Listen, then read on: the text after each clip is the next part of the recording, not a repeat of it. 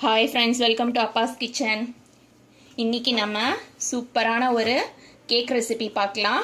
அதுக்கு இந்த மாதிரி ஒரு மிக்சிங் பவுல் எடுத்திருக்கேன், விஸ்க் எடுத்திருக்கேன், தயிர் எடுத்திருக்கேன். தயிரை ஃபஸ்ட்டு நம்ம சேர்த்துக்கலாம். தயிர் வந்து ரொம்ப புளிக்கக்கூடாது, புளிக்காத கெட்டி தயிராக இருக்கணும். ஃபஸ்ட்டு தயிரை விஸ்க் வச்சு நல்லா கலந்து விட்டுக்கலாம். பேக்கிங் சோடாவும் பேக்கிங் பவுடரும் ஒன்றா கலந்து வச்சுருக்கேன். இதை தயிர் கூட ஆட் பண்ணிக்கலாம். பேக்கிங் சோடாவும் பேக்கிங் பவுடரும் நம்ம தயிரோடு ஆட் பண்ணும்போது நல்லா கலந்ததுக்கப்புறமா அப்படி நுர கட்டும். அந்த ஸ்டேஜ் வரணும், அது வரையும் நம்ம மிக்ஸ் பண்ணணும். நாம் இன்றைக்கி செய்ய போகிற கேக் வந்து முட்டை இல்லாத கேக்கு. முட்டை இல்லாத கேக்குக்கு எப்போதுமே தயிரில் பேக்கிங் சோடாவும் பேக்கிங் பவுடரும் சேர்க்கும்போது அப்படியே பபிள்ஸ் மாதிரி வரும். அப்போ தான் கேக் வந்து நல்லா காற்று உள்ளே போய் இந்த பாருங்கள் பொங்கி வருது பாருங்கள், லைட்டாக அப்படி பபிள்ஸ் மாதிரி. இதுதான் கரெக்டான இது. இந்த மாதிரி தான் முட்டை இல்லாத கேக்குக்கு நம்ம ரெடி பண்ணணும். அப்போ தான் கேக் வந்து நல்லா சாஃப்டாக இருக்கும். இப்போ ஒரு தடவை இதை நல்லா கலந்துக்கலாம். இதில் நான் எண்ணெய் சேர்க்க போகிறேன்.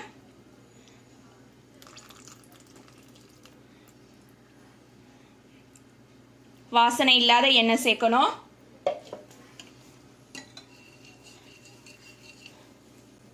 தயிரும் எண்ணெயும் நல்லா மிக்ஸ் ஆகணும். நான் வந்து ரோஸ் சிரப் எடுத்து வச்சிருக்கேன். ரோஸ் சிரப்பை ஆட் பண்ணிக்கலாம்.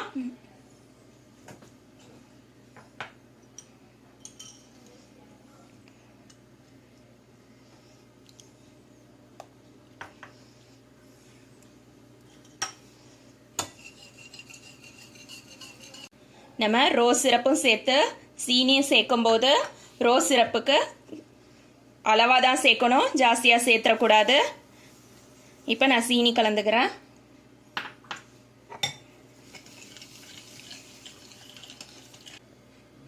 ரோஸ் சிரப் சேர்த்ததுக்கப்புறமா நம்ம ரோஸ் எசன்ஸ் சேர்க்குறோம். ரோஸ் எசன்ஸ் சேர்க்கும்போது ரொம்ப ஜாஸ்தியாக சேர்த்துறாதீங்க, கசப்பாகிடும். லைட்டாக தான் சேர்க்கணும். சப்போஸ் உங்கள்கிட்ட ரோஸ் சிரப் வந்து நல்ல வாசனையாக இருந்துச்சுன்னா இதை ஸ்கிப் பண்ணிவிடுங்க, ஆட் பண்ண வேண்டாம். நான் கொஞ்சமாக சேர்க்குறேன்.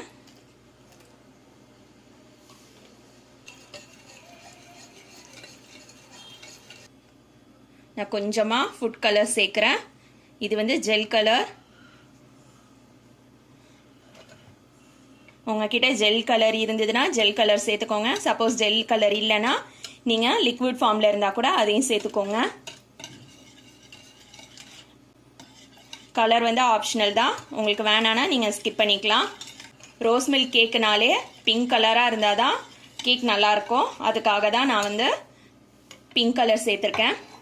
இப்போ இந்த ஸ்டேஜில் மைதா சேர்த்துக்கலாம். மைதாவை ஃபுல்லாக கொட்டக்கூடாது, கொஞ்சம் கொஞ்சமாக தான் நம்ம சேர்க்கணும்.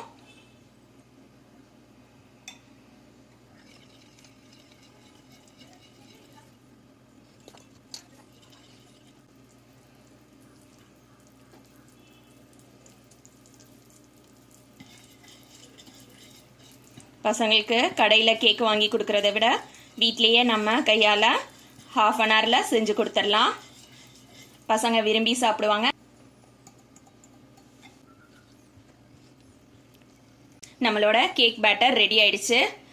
கேக் மாவோட பதம் பாருங்கள், இதுதான். இப்போ இதை நம்ம வந்து கேக் மோல்டில் மாற்றிக்கலாம்.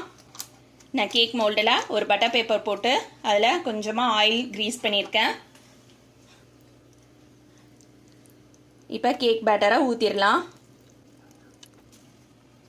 கேக் மோல்டை அவனில் பேக் பண்ணி எடுத்துடலாம். 170 டிகிரி சென்டிகிரேட்டில் 25 to 30 மினிட்ஸ் பேக் பண்ணணும். பேக் பண்ணதுக்கப்புறமா நான் காட்டுறேன். சப்போஸ் உங்ககிட்ட அவன் இல்லை அப்படின்னாக்கா நீங்கள் அடுப்பில் கூட வச்சு பேக் பண்ணி எடுத்துக்கோங்க. அடுப்பை வந்து நல்ல சிம்மில் வச்சு பேக் பண்ணணும். நம்மளோட ரோஸ் மில்க் கேக் வந்து ரெடி ஆயிடுச்சு. டூத் பிக்கில் குத்தி காட்டுறேன் பாருங்கள். ஒரு சின்ன பிசுறு கூட இல்லை. இது வந்து நல்லா ஆறணும். இது ஆறிக்கிட்டு இருக்க நேரத்துக்கு நாம் இதுக்கு ஒரு சிரப் ரெடி பண்ணிடலாம். ஒரு மிக்சிங் பவுல் எடுத்திருக்கேன். அந்த மிக்சிங் பவுலில் ஃப்ரெஷ் க்ரீம் ஆட் பண்ணிக்கலாம்.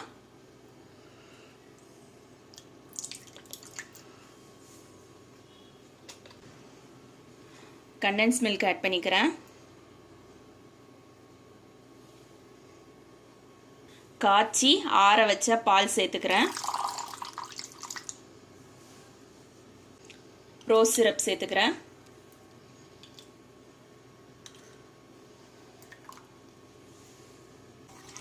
நல்லா மிக்ஸ் பண்ணிக்கலாம். நாம் ரெடி பண்ணியிருக்க இந்த சிரப் வந்து ரொம்ப கெட்டியாக இருக்கக்கூடாது. ஓரளவு இந்த கன்சிஸ்டன்சியில் தான் இருக்கணும்.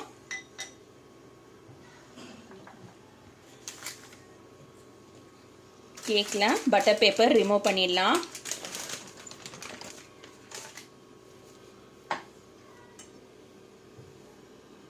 டூத் பிக் வச்சு ஃபுல்லாக கேக்கில் ஹோல்ஸ் போட்டுக்கலாம். நம்ம ஊற்ற போகிற அந்த ரோஸ் மில்க் சிரப் வந்து உள்ளே இறங்கணும்.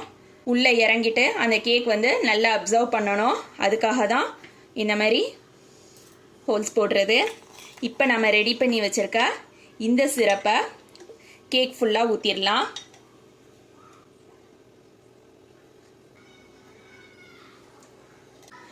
கேக் மேலே நம்ம அந்த சிரப் ஊற்றுனதுக்கப்புறமா 1 மணி நேரத்துக்கு ஃப்ரிட்ஜில் நம்ம வைக்கணும். ஃப்ரிட்ஜில் 1 மணி நேரம் வச்சுட்டு அதுக்கப்புறம் நான் எடுத்து காட்டுறேன். இந்த சைடில் ஊற்றிருக்கிறது எல்லாமே இந்த கேக் வந்து ஃபுல்லாக இழுத்துக்கிட்டு அப்படி நல்லா ஊறி போயிருக்கும், புசு புசுன்னு இருக்கும். அதுக்கப்புறமா 1 மணி நேரம் கழித்து நான் காட்டுறேன்.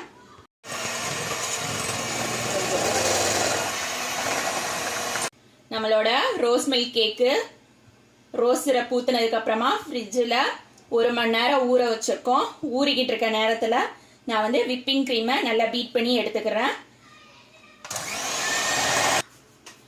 விப்பிங் க்ரீமை பீட் பண்ணியாச்சு. நல்லா ஸ்டிஃப் பீக்கு. இதை அப்படியே வச்சுக்கலாம்.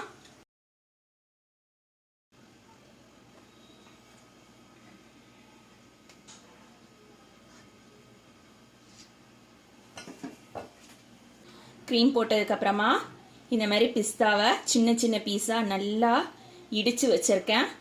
மிக்சியில் போடக்கூடாது. மிக்சியில் போடாமல் கையால் நம்ம இஞ்சி தட்டுறதால இடித்தா போதும். ஃபுல்லாக தூவிடலாம். மேலே ட்ரை ரோஸ் பெட்டல்ஸ் எடுத்து வச்சுருக்கேன். அதையும் கொஞ்சமாக தூவிடலாம். பிங்க் கலரில் உங்ககிட்ட ஸ்ப்ரிங்க்லர் இருந்துச்சுன்னா அதை போட்டுக்கோங்க. அங்கங்கே இந்த மாதிரி கோல்டன் லீஃப் இருந்ததுன்னா அதுவும் போட்டுக்கோங்க. இது ஆப்ஷனல் தான். இருந்தால் போடுங்க, இல்லைன்னா வேண்டாம். இப்போ நம்மளோட ரோஸ் மில்க் கேக்கு ரெடி ஆயிடுச்சு. இது அப்படியே ஃப்ரிட்ஜில் 1/2 அன் ஹவர் வச்சு செட் பண்ணுங்க. ஃப்ரிட்ஜில் தான் வச்சு செட் பண்ணணும். 1/2 அன் ஹவர் கழிச்சு பீஸ் போட்டு சாப்பிட்டு பாருங்க. ரொம்ப டேஸ்டாக இருக்கும். இதே மாதிரி நீங்களும் உங்கள் வீட்டில் பசங்களுக்கு செஞ்சு கொடுத்து பாருங்க. தேங்க்ஸ் ஃபார் வாட்சிங்.